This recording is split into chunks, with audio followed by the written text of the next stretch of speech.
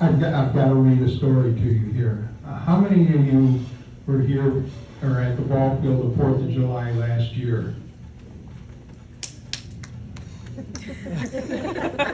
You're gonna hear a story here. Roy Kinyon. Time to induct you, my friend.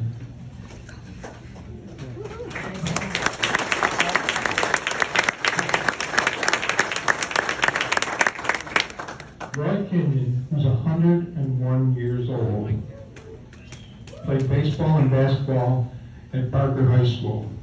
Roy was captain of both the 1941 basketball and baseball teams that each won Niagara Orleans League championships. He led the Niagara Orleans League with a batting average of .714 while playing shortstop. In the summers of 1938 to 1940, he played for the Barker Town team that was a decade-old rivals with Kroll Park in the Suburban League. He then was recruited to play for Kroll Park for the 1941-42 season in Alcott. Switching to Kroll Park, he played second base and was a leadoff hitter as they posted a 20-5 record. The Buffalo Bison scouted him and invited him for a tryout right at home plate after his last Kroll Park game. He told the scout he was enlisting in the U.S. Navy as World War II was escalating. Roy went through extensive U.S. Navy training to work on boat engines and became chief of 33 motor machinists. Roy convinced the Fort Pierce base commander to give him a tryout with the Fort Pierce Commandos, made up of professional and college players who played in the Florida Military League. He started in left field but became the second baseman as they traveled around Florida playing other military teams. When his ship, the USS Shoshone, also known as 65, was finally built and commissioned as an amphibious cargo assault ship, they headed to the Pacific to be part of the Battle of Iwo Jima. His ship carried 28 cargo boats, and they were used to transport Marines and supplies on shore in the Battle of Iwo Jima on February 19, 1945. They experienced kamikaze suicide warplanes crashing on ships at defeat. 4 days later, Roy witnessed the raising of the flag on Iwo Jima. The entire 100-vessel fleet blared their horns in victory that sent chills up Roy's spine.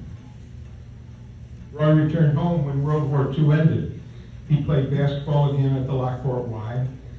Roy was signed to play again for Kroll Park, and in 1947 he broke his left leg falling off equipment at a job in the spring. He could not return to baseball because of the leg complications, but he met his future wife, Teresa, who was one of his nurses at the Buffalo General Hospital. Married in 1948 and moved to Lockport, where they had a daughter, Kathy, and 3 sons, Gary, Bruce, and Carl. Passed on his passion for sports by coaching them in Lockport Little League Baseball for 10 years in the 60s and 70s, and was honored as an Outstanding Service Award from the Lockport Little League in 1975. Roy also coached YMCA basketball and started them in bowling. Roy had a 35-year career at General Motors, Harrison Radiator in Lockport as an inspector and dispatcher. At age 100, the Buffalo Bisons invited Roy to throw out the first pitch at their traditional July 4th military salute game and signed a 1-day contract to be a Bison forever. His story appeared in the Buffalo News and was covered by all 3 local TV stations with in-person interviews. The story even made it onto ESPN shout-out segments on SportsCenter. And this is the greatest honor for me to induct Roy Kinyon into the Western New York Baseball Hall of Fame.